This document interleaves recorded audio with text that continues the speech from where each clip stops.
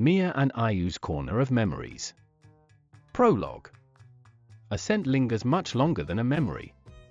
When Mia first moved to Singapore, she didn't quite like the warm, humid wind that carried the smell of dried shrimp and bitter Chinese herbs. But before she knew it, that smell had become something nostalgic. Even in a life of barely 10 years, so many things change. Yet she feels she will always remember the scent of this city, and the coldness of a Coke bottle on that day. Mia and Ayu's Corner of Memories. The air in Singapore was always wrapped in a warm, humid breeze. That breeze carried the scent of dried shrimp and the bitter smell drifting from Chinese medicine shops, tickling Mia's nose. When she first moved here from Japan 2 years ago, at age 8, everything was unknown, even a little frightening, the smells, the languages that flew into her ears.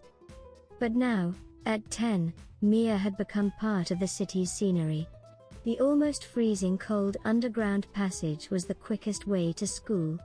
She no longer minded being squeezed between people from all over the world, or the many bespectacled students and office workers on the train.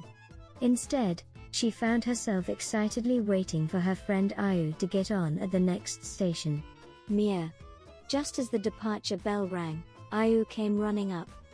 "Hey, after school, want to go? I heard that place, the Kupahe Center, is going to become a parking lot soon. Let's go see it one last time." Kupahe Center, once crowded with hawker stalls, buzzing with life. It was where Mia had had her very first lunch in Singapore. By the time she moved here, she'd heard that apart from the touristy Newton Circus, most of the lively hawker centers were disappearing.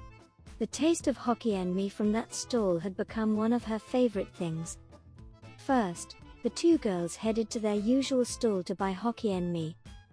"Uncle, is this place really going away?" Ayu asked the Hokkien mee uncle. He nodded sadly, but with strength in his voice. "Yeah, the city changes. But I'll start up again somewhere else." "You two come eat again, all right?" Mia savored every bite of that last bowl of Hokkien mee. The warm, slightly sweet and salty taste, together with the memories of this place, was etched deep into her heart. On the way home, they took a small detour down Bencoolen Street. This was the old Japanese town, a street where many Japanese used to live. Quiet, lined with old-fashioned buildings, it had a strange atmosphere, as if time had stopped there. "My grandmother used to live here," Mia said. "Wow, that's amazing. It's like walking inside a history book," Ayu replied, her eyes sparkling. The wonderful thing about this city was that you could feel so many things at once.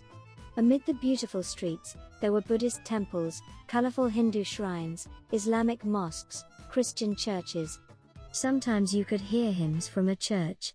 It had felt strange at first, but now it felt like the rhythm of the city. Last month, Mia's family had taken a ferry from Singapore to Batam Island in Indonesia. Rocking on the boat in the warm, humid wind was so pleasant. Going to a different country, discovering different languages and foods, Mia's world had widened just a little more.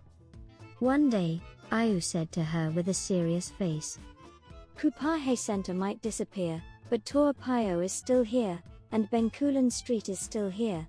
We have to remember the now of this city, all of it. The good things, and even the sad things. Everything together." Mia nodded firmly. "Yes. Because this is our important city. Some things change, but that means there are also so many new discoveries." As evening fell, the lights of Toa Payoh began to glow. Mia and Ayu, holding cold bottles of Coke, looked out at the city scenery that would keep on changing. The site of Kupahe Center would become a parking lot. But maybe, somewhere, they would meet the Hokkien mee uncle again. A changing city. And a friendship that did not change. Mia would surely treasure this complicated, beloved feeling for a long time. Singapore, 1995.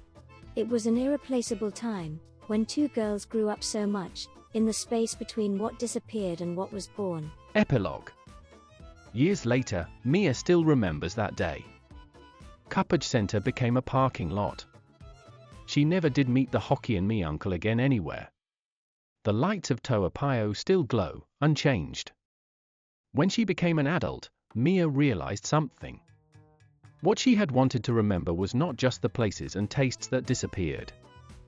It was that very moment itself, holding a cold Coke bottle in the warm, humid wind, saying to each other, "It's sad, isn't it? The air in Singapore is still warm and humid today."